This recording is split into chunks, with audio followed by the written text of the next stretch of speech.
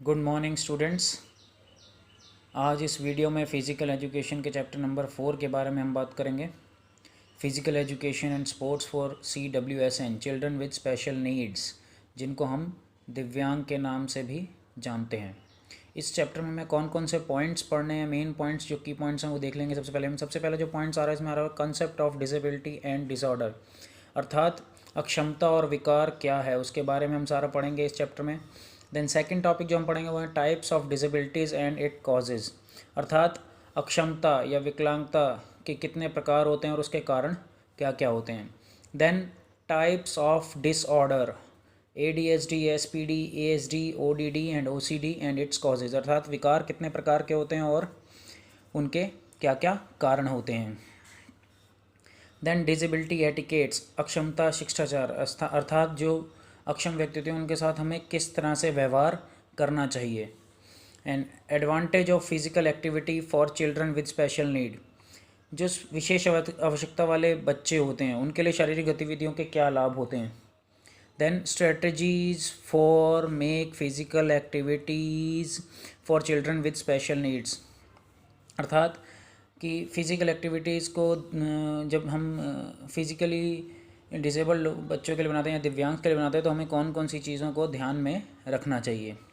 तो अब सबसे पहले जो हम टॉपिक पढ़ेंगे वो पढ़ेंगे डिसेबिलिटी क्या होता है। बेसिकली जब हम डिसेबिलिटी की बात करते हैं, जब हम अक्षमता की बात करते हैं तो यहाँ पे लिखा any disadvantage due to which an individual is not able to perform the activities of normal human life is known as disability, अर्थात ये एक तरह की हानि होती है, एक तरह की किसी भी तरह की क्षमता की कमी होती है जिससे व्यक्ति जो भी इससे ग्रसित होता है वे व्यक्ति अपनी दैनिक जीवन से संबंधित क्रियाओं को सामान्य रूप से बिल्कुल भी नहीं कर पाता, उसको अपने डेली रूटीन के कार्य करने में दिक्कत आती है या वो उस तरह के कार्य बिल्कुल कर ही नहीं पाता है सामान्य रूप से। देन ये था आपका डिसेबिलिटी जिसको हम अक्षमता के नाम से भी जानते हैं। दूसरा जो आ रहा है वो आ रहा है हमारा डिसऑर्डर, अर्थात विकार। Any disruption due to which an individual is not able to perform his daily human activities is known as disorder, अर्थात जो डिसेबिलिटी थी वो एक तरह की हानि होती है, कमी होती है, क्षमता में कमी, लेकिन जो डिसऑर्डर होता है वो एक तरह की रुकावट होता है जिसके कारण जो व्यक्ति इससे ग्रसित होता है या जो वयस्क इससे ग्रसित होता है वो अपने डेली रूटीन के जो भी कार्य हैं उनको सामान्य रूप से नहीं कर पाता। ये किसी न किसी तरह की एक रुकावट होती है जिससे उन्हें अपने डेली रूटीन के कार्य करने में दिक्कत आती है, सही प्रकार से उन कार्यों को नहीं कर पाता। तो ये था आपका डिसेबिलिटी और डिसऑर्डर। अब नेक्स्ट टॉपिक जो हमारा आएगा वो आएगा what is the difference between disability and disorder. सबसे पहले डिसेबिलिटी देखिए, इसमें लिखा हुआ it is a physical mental cognitive condition that impairs, interferes with or limit a person ability to engage in certain action of participate in daily activity and instruction। जैसे मैंने आपको पीछे अभी बताया कि ये एक तरह का डिसएडवांटेज होता है, एक तरह की हानि होती है, एक तरह की कमी होती है क्षमता में जिससे कि कोई भी व्यक्ति अपने दैनिक कार्यों को सामान्य रूप से नहीं कर पाता। और then disorder, it is an illness और डिसफंक्शनल फैक्टर दैट इफेक्ट्स और डिस्टर्ब द पर्सन फिजिकल और मेंटली, और ये एक तरह का डिसरप्शन है, एक तरह की रुकावट है, एक तरह का रुकावट है जिसकी वजह से व्यक्ति अपना सामान्य दैनिक कार्यों को नहीं कर पाता। Then second, there is no chance to become normal, disability का नॉर्मल होने का कोई भी चांस नहीं होता है, लेकिन सेकंड अगर हम डिसऑर्डर की बात करते हैं high chance to become normal, अर्थात इसमें इस डिसऑर्डर के नॉर्मल होने के चांसेस होते हैं।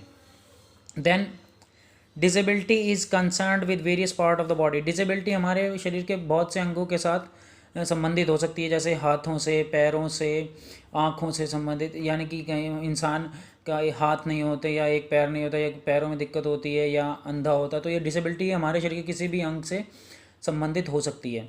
Disorder is concerned with mental ability, और डिसऑर्डर जो होते हैं वो बेसिकली हमारे मस्तिष्क से संबंधित होते हैं, हमारे मानसिक अवस्था से संबंधित होते हैं, मानसिक क्षमता से संबंधित होते हैं। Then disorder is 5 type, ADHD, ASD, SPD, OCD और ODD। डिसऑर्डर बेसिकली 5 टाइप्स के होते हैं जिसमें ये हैं आपके लिखे हुए हैं ADHD, ASD, SPD, OCD और ODD, जबकि डिसेबिलिटी लिखा हुआ है disability is 3 types, physically, cognitive and intellectual. जबकि जो डिसेबिलिटी हमारी होती है वो होती है 3 टाइप की, जिसमें पहली आती है फिजिकल डिसेबिलिटी, दूसरी आती है कॉग्निटिव डिसेबिलिटी और तीसरी आती है इंटेलेक्चुअल डिसेबिलिटी। तो ये था डिफरेंस जो हमने दोनों में देखा कि डिसऑर्डर और डिसेबिलिटी क्या होते हैं। अब सबसे पहले आता है टाइप्स ऑफ डिसेबिलिटी, अक्षमता के प्रकार। तो अक्षमता के कौन कौन से प्रकार होते हैं? सबसे पहला जो अक्षमता का प्रकार होता है physical disability. A physical disability is a limitation on an individual physical functioning, mobility, dexterity and stamina। अर्थात फिजिकल डिसेबिलिटी इस स्थिति में पीड़ित व्यक्ति किसी शारीरिक क्षति के कारण अपने दैनिक क्रियाएं करने में असमर्थ रहता है। अर्थात ये ऐसी अवस्था होती है जिसमें यदि हमें कोई शारीरिक क्षति हो इसके कारण हम कोई भी फिजिकल एक्टिविटी नहीं कर पाएंगे। जैसे इसमें आपको दिखाया गया कि फिजिकल फंक्शनिंग, अर्थात कोई भी फिजिकल फंक्शनिंग करने में हमें दिक्कत होगी। मोबिलिटी मतलब हम कोई भी मूवमेंट नहीं कर पाएंगे, मूवमेंट करने में हमें दिक्कत आएगी। यदि हमारा एक पैर नहीं है, यदि किसी इंसान का एक पैर नहीं है तो उसको मूवमेंट करने में दिक्कत आएगी, वो उस कार्य को उतने अच्छे से नहीं कर सकता जितना एक सामान्य इंसान कर सकता है। देन डेक्सटेरिटी मीन्स हाथों से रिलेटेड जो भी मूवमेंट्स होती हैं, हाथों के जितने भी कार्य, अगर हम किसी इंसान के हाथ नहीं होते हैं, किसी इंसान का एक हाथ होता है एक हाथ नहीं होता है, तो उसकी वजह से भी उसको दिक्कत आती है अपने सामान्य दैनिक कार्यों को करने में। किसी भी गति को ना कर पाना, पूर्ण शक्ति का प्रयोग ना, स्टैमिना, कोई भी काम अपने पूरे स्टैमिना के साथ नहीं कर पाएगा। यदि उसको कोई भी ऐसी डिसेबिलिटी होगी तो उसे कहीं ना कहीं दिक्कत आएगी अपने सभी काम को करने में। ब्लाइंड भी हो सकता है इंसान, आँखों की वो नहीं होती तो वो भी एक डिसेबिलिटी है। उससे क्या होगा, उसकी क्षमता, वो देख नहीं पाएगा तो किसी भी कार्य को उतने अच्छे से नहीं कर सकता जितने अच्छे से एक सामान्य व्यक्ति कर सकता है। तो ये था हमारा फिजिकल डिसेबिलिटी। देन सेकंड आ रहा है कॉग्निटिव डिसेबिलिटी, संज्ञानात्मक अक्षमता। It is a neurological disorder that creates hindrance और obstruction of an individual to store, process and produce information. अर्थात ये एक न्यूरोलॉजिकल डिसऑर्डर है जिसकी वजह से कोई भी इंसान जो इससे ग्रसित होता है, कोई भी व्यक्ति जो इससे ग्रसित होगा, वो ना ही किसी तरह की इन्फॉर्मेशन को स्टोर कर पाएगा, ना ही उसको प्रोसेस कर पाएगा और ना ही उसको प्रोड्यूस कर पाएगा। Then this ability can affect an individual's ability और कैपेबिलिटी और रीड, कंप्यूट, स्पीक, राइट। अर्थात यदि किसी व्यक्ति को कॉग्निटिव डिसेबिलिटी होती है, कॉग्निटिव डिसेबिलिटी संज्ञानात्मक अक्षमता होती है, तो वो ना ही किसी चीज़ को, उसको पढ़ने में भी दिक्कत आ सकती है, वो गणनाएं करने में उसको दिक्कत आएगी, उसको बोलने में, स्पीक करने में दिक्कत आएगी, और राइट, उसको लिखने में दिक्कत आएगी। जैसे हिंदी में लिखा हुआ है, यह एक मस्तिष्क संबंधी विकार है। अर्थात ये न्यूरोलॉजिकल डिसऑर्डर जैसे भी बताया मैंने। इस स्थिति में पीड़ित व्यक्ति किसी क्षति के कारण दैनिक जीवन से जुड़ी मानसिक क्रियाएं करने में असमर्थ होता है। अर्थात अगर उसको कोई ऐसी क्षति हुई है जिसकी वजह से वो उसकी मानसिक क्रियाओं की क्षमता कम हो गई है, तो वो इन सब क्रियाओं को करने में उसको दिक्कत आएगी। उदाहरण के लिए पढ़ने में परेशानी, मैंने अभी बताया कि उसको रीड करने में दिक्कत आती है, पढ़ने में परेशानी आती है, गिनती करने में परेशानी अर्थात कंप्यूट नहीं कर पाएगा ढंग से, लिखने में परेशानी, राइट नहीं कर पाएगा, बोलने में परेशानी, कुछ भी चीज़ बोलेगा, स्पीक करेगा, कुछ भी बोलेगा तो वो भी नहीं कर पाएगा, शब्दों का अर्थ समझने में परेशानी, और किसी भी चीज़ को जो बोली गई है उसको अर्थ नहीं समझ पाएगा क्योंकि वो उस इन्फॉर्मेशन को स्टोर नहीं कर पा रहा है, प्रोसेस नहीं कर पा रहा है और वापस उससे प्रोड्यूस नहीं कर पा रहा है। ये थी हमारी कॉग्निटिव डिसेबिलिटी। देन नेक्स्ट जो आ रहा है वो आ रहा है हमारा इंटेलेक्चुअल डिसेबिलिटी अर्थात बौद्धिक अक्षमता।